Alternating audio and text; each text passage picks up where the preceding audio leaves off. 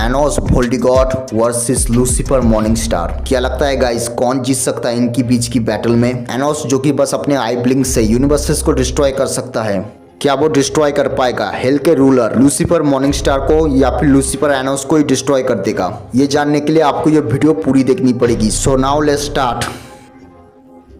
Enos Voldigoad cosmos के अंदर God's loss को लिखते हैं और डायमेंशंस उन डिवाइन बिल्स को फॉलो करते हैं। सीधे एक आदमी सामने आता है स्क्रिप्ट को फॉलो करने के लिए नहीं, उसे रीराइट करने के लिए। The demon king of tyranny, the living declaration of war, Anos Voldigoad, not even death can defeat him. So Anos अपने पास्ट लाइफ में एक डीमन किंग था और इंसानों और डीमंस के बीच की वॉर्स को रोकने के लिए उसने अपने आप को सैक्रिफाइस कर दिया और रीइंकार्नेट हुआ 2000 साल बाद। The ultimate force of the nature who design to be so broken. Anos एक ऐसा बीइंग है जिसके पास इमेंस पावर है, जिसका नाम सुन के गॉड्स तक कांप जाते हैं, क्योंकि ये सिर्फ गॉड्स को मारता नहीं है बल्कि उनका एग्जिस्टेंस ही इरेज कर देता है। ये अपने ब्रेथ से ही मैजिक को नलिफाई कर सकता है, अपनी हार्ट बीट से ही बड़े से बड़े सॉर्सरर को मार सकता है, या अपने आप को टेलीपोर्ट भी कर सकता है। इवन एक बूंद ब्लड से किसी को वापस जिंदा भी कर सकता है। उसके magical eyes of chaotic destruction के आई ब्लिंक से ही यूनिवर्सेस डिस्ट्रॉय हो सकते हैं। उसके और गॉड ऑफ टाइम के बीच की बैटल में एनोस पूरी तरीके से जम चुका था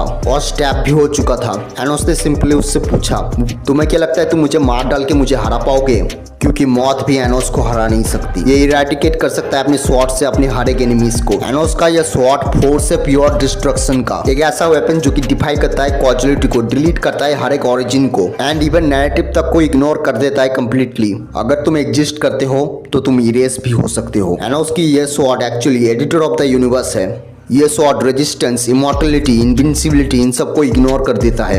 ये सिर्फ अटैक नहीं है, ये अपने आप में ही प्योर डिस्ट्रक्शन है। ये एक्चुअली एक एंटी एग्जिस्टेंस वेपन है जिसके आगे कोई डिफेंसेस काम ही नहीं करते। ये स्वॉर्ड डिफेंसेस को ओवरपावर नहीं करता, उसे पूरी तरीके से इरेलेवेंट कर देता है। सो डीमन किंग एकेडमी के वर्स में बबल वर्ल्ड्स एग्जिस्ट करते हैं और इन बबल वर्ल्ड्स का खुद का सेपरेट यूनिवर्स भी होता है। बियाटलेस का इस तरह के काउंटलेस वर्ल्ड्स को होल्ड करते हैं जो कि साइज में इन्फिनाइट होते हैं, और एनोस इसके ऊपर स्केल करता है, क्योंकि एनोस सीधा अपने पंचेस से सिल्वर सीज के वर्ल्ड्स को डिस्ट्रॉय कर सकता है, लेकिन स्ट्रेंथ स्पीड के बिना कुछ भी नहीं है। एनोस इतना ज्यादा फास्ट मूव करता है जो कि ट्रांसेंड करता है स्पेस टाइम इवन कॉजुअलिटी को। ड्यूरेबिलिटी की बात करें ना तो उसने ऐसे अटैक्स टैंक किए जो कि पूरे एग्जिस्टेंस को इरेज कर सकते थे।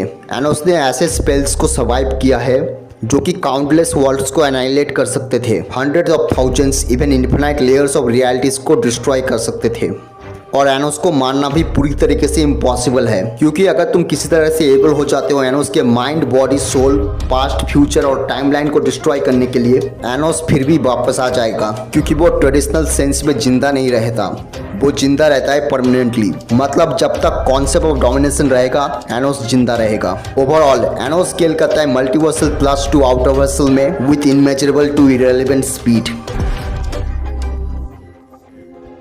लूसीफर मॉर्निंगस्टार डीसी कॉमिक्स के अकॉर्डिंग डीसी के गॉड प्रेजेंस ने सबसे पहले 3 बींग्स को बनाया था और 3 भाई पैदा हुए थे, life giver Michael, light bringer Samuel and Gabriel the super power.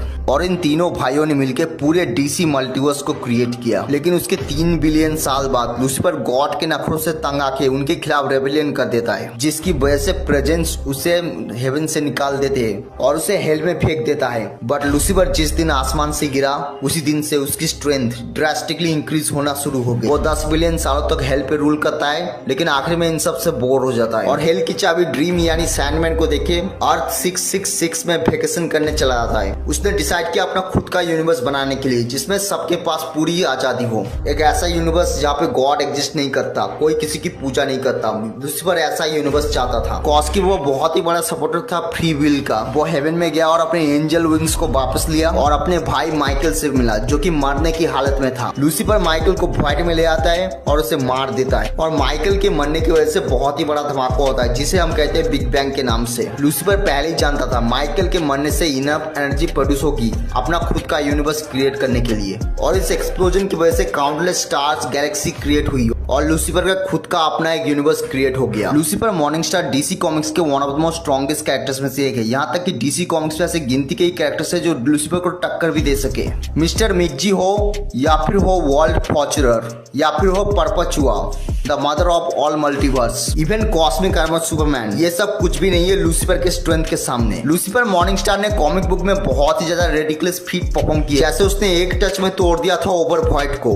उसने कॉमिक्स में एक बार पूरे मेटावर्स के टाइम को एक साथ रोक दिया था। उसने मार रखा है प्रेजेंस के इविल वर्जन को। सो आप अगर मैं बात करूं लूसीफर मॉर्निंगस्टार के स्ट्रेंथ के बारे में, सो इसकी स्ट्रेंथ ऑलमोस्ट लिमिटलेस है। उसने सिर्फ अपने स्ट्रेंथ का यूज करके स्पेक्टर जैसे बीस्ट को बराबरी की टक्कर दी थी। इसके अलावा उसने अपनी स्ट्रेंथ का यूज करके अपने यूनिवर्स को एक हाथ से डिस्ट्रॉय कर चुका है और ओवरवॉइड को एक फिंगर टच से डिस्ट्रॉय कर चुका है। इसके अलावा लूसीफर मॉर्निंगस्टार पोजेस करता है गॉड लाइक स्पीड। वो लाइट की स्पीड से 150 बिलियन टाइम मोर फास्टर है विद एंजल विंग्स। अब अगर मैं बात करूं इसकी हीलिंग फैक्टर के बारे में, सो पहली चीज तो लूसीफर को इंजर्ड करना किसी भी बीइंग के बस की बात नहीं है, लेकिन बाय चांस किसने इसे इंजर्ड कर भी दिया तो इसके पास है God like regeneration healing factor. वो अपने किसी भी टाइप के बून और इंजरी से तुरंत रिकवर हो सकता है, यानी वो अपने बून और इंजरी से तुरंत हील हो सकता है। इसके अलावा इसके पास टेलीपोर्टेशन की एबिलिटी, यानी वो पूरे ओमनीवर्स में कहीं पे भी टेलीपोर्ट हो सकता है सीधे 1 सेकंड के अंदर। इसके अलावा उसके पास कॉस्मिक अवेयरनेस है, उसे पूरे मल्टीवर्स में होने वाली हर चीज की नॉलेज है।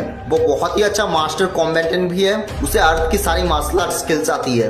उसकी फाइटिंग स्किल्स और फाइटिंग एक्सपीरियंस बिल्कुल नेक्स्ट लेवल पे है। उसका विजडम भी काफी अच्छा है, उसे पूरे मल्टीवर्स की नॉलेज है। कॉज इसी ने पूरे मल्टीवर्स को क्रिएट किया है। उसके अलावा उसे बहुत सारी मैनिपुलेटिंग स्किल्स आती है, जैसे time manipulation, matter manipulation, soul manipulation, hellfire manipulation and etcetera. और उसके डिमोनिक फॉर्म में तो उसकी पावर्स एंड एबिलिटीज और भी ज्यादा इंक्रीज हो जाती है। कॉज की वो उसकी ट्रू फॉर्म है। ओवरऑल ये स्केल करता है 9 layers higher than outerversal में विद इररिलेवेंट स्पीड। सो अब अगर मैं बात करूं एनोस वर्सेस लूसीफर मॉर्निंगस्टार के बारे में, सो विनर इज एनोस वोल्डिगॉड।